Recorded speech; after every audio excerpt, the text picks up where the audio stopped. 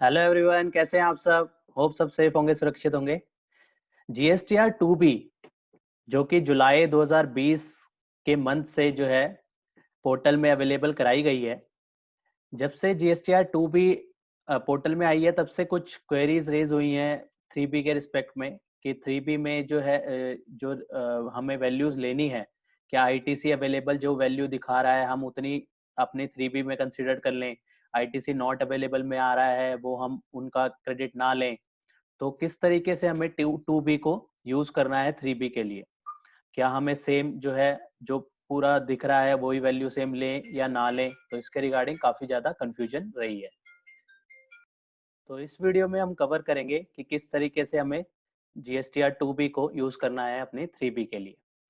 हमने जब 2B की डिस्कशन करी थी तो हमने आईटीसी अवेलेबल के जितने भी पार्ट ए में जो उनसे कॉलम आ रहे हैं, B2B invoice, debit note, credit note,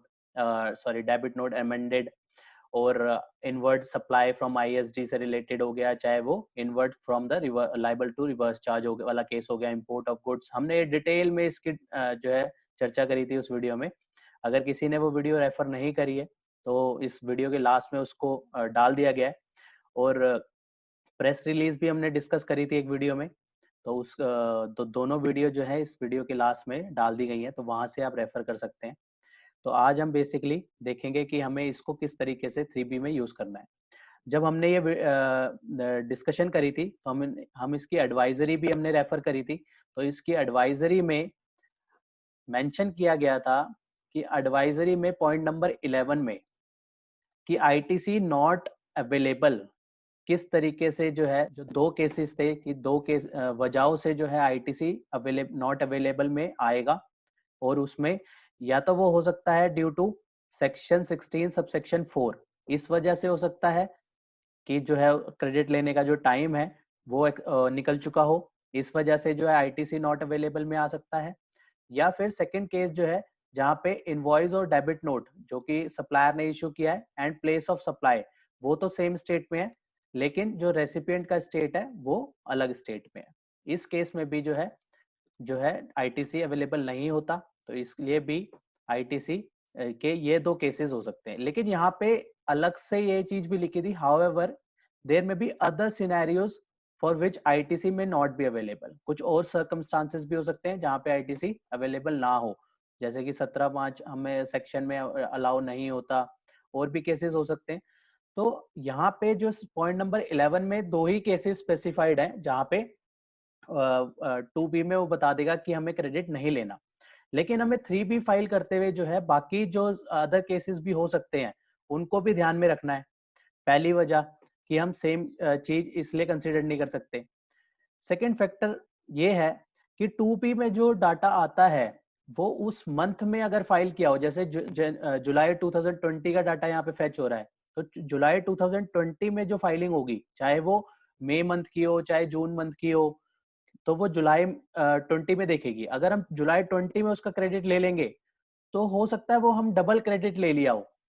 हो सकता है डबल क्रेडिट ले लिया हो, ऑलरेडी उस मंथ में भी हमने क्रेडिट ले लिया हो क्योंकि हमारी सेक्शन 16 की कंडीशन सेटिस्फाइड हो गई हो, हमने क्रेडिट अवेल कर लिया हो, और हम यहाँ पे 2B में आने की वजह से दोबारा क्रेडिट ले लें। जैसे कि पॉइंट नंबर 12 में यहाँ पे ये चीज बताई भी गई थी, एडवाइस भी किया गया था कि कहीं ट्वाइस क्रेडिट ना हो जाए।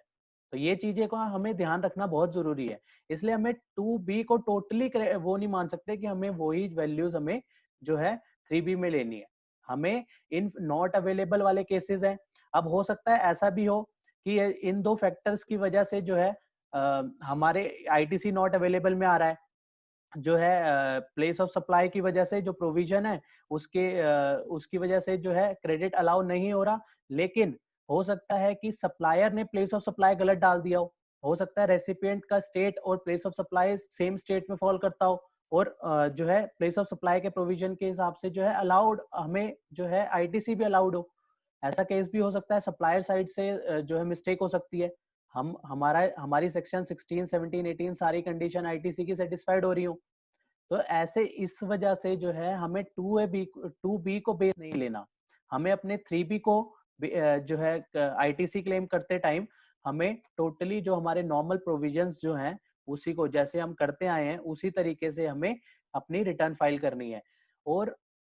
वैसे भी देखें, अगर हम प्रेस रिलीज, जो हमने एक अलग वीडियो में डिस्कस किया था, इस वीडियो के लास्ट में प्रेस रिलीज भी डाल दी गई है, इसको हम डिटेल में अब नहीं देखेंगे, हम ऑलरेडी कवर कर चुके हैं उस वीडियो में। जिसने अगर वो कवर नहीं करी है तो वहां से कवर कर सकता है। और इस प्रेस रिलीज में ये लास्ट में ये भी कहा गया था कि जो GSTR 2B है, जो कि जुलाई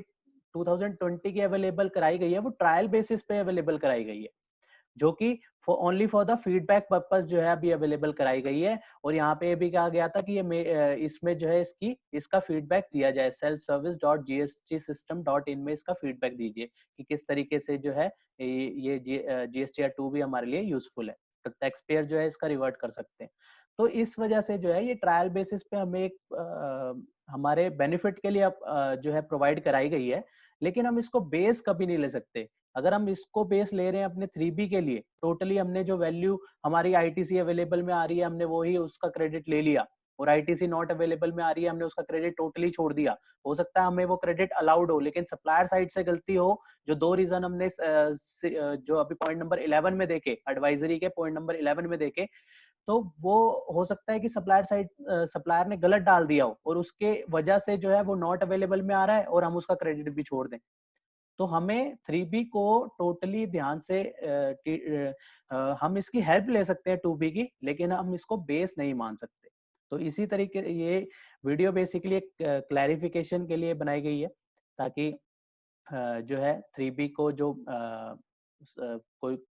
काफी केसेस में जो सोच रहे थे कि 3B को बेस लेके लें और उसके हिसाब से जितना इसमें ITC 2B में आ रहा है वो ले लें, तो वो गलत होगा। हमें जो है नॉर्मल प्रोविजन के हिसाब से ही देखना होगा। ये है कि हम 3B फाइल करने से पहले जो है एक बार 2B को जरूर देखें कि सप्लायर साइड से हमारे कौन कौन से क्रेडिट आ रहे हैं, और कौन से अगर ITC नॉट अवेलेबल में कौन से आ रहे हैं। तो ये अगर इसकी डिटेल जो है डिस्कशन चाहिए 2B और प्रेस रिलीज के रिगार्डिंग, तो लास्ट उसको हमने बहुत ही डिटेल में कवर किया था। इस वीडियो के लास्ट में उसका लिंक है, वहां से कवर कर सकते हैं। तो ये क्लैरिफैक्टरी एक वीडियो थी, जो कि इसमें हमने यही देखा कि हमें 3B के लिए इसकी मदद लेनी है 2B की, लेकिन हमें इसको बेस नहीं लेके चलना, इसकी वैल्यू जो है हमें सेम नहीं लेनी। तो होप ये वीडियो आपको इन्फॉर्मेटिव लगी होगी, आपके लिए यूजफुल रही होगी। मिलते हैं फिर नेक्स्ट वीडियो में नेक्स्ट टॉपिक के साथ। टिल देन बाय बाय, जय हिंद जय भारत।